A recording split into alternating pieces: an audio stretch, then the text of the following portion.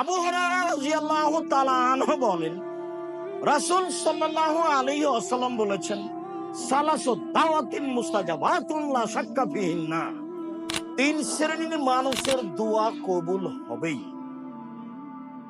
এক, দাওয়াতুল ওয়ালিদ, বাপ মায়ের দোয়া।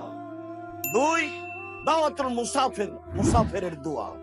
তিন, দাওয়াতুল মাজলুম, মাজলুমের দোয়া। দেশের পরিস্থিতি খুব জটিল, এ কথাই ঠিক।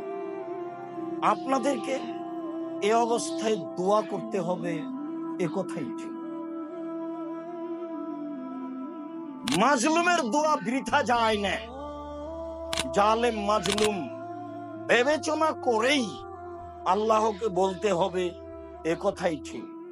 আপনি আল্লাহকে বলতে থাকেন তো ফলাফল একটা বের হবে ইনশাআল্লাহ। পৃথিবীর অবস্থা চিরদিনই এরকম।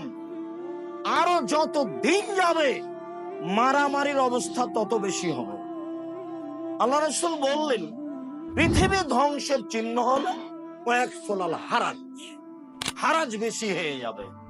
সাহাবী বললেন মাল হারাজ, হারাজ কি জিনিস? তখন আল্লাহ রাসূল বললেন, আল কাতল, মারামারি। যা দেখছেন আরো দেখা যাবে, পরবর্তী যারা আসবে এমন হয়ে যাবে।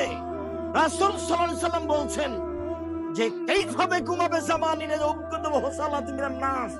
সেদিন তোমাদের কি হবে, যুগের কি হবে। যেদিন তোমাদের কি হবে, সেদিন যুগের কি হবে।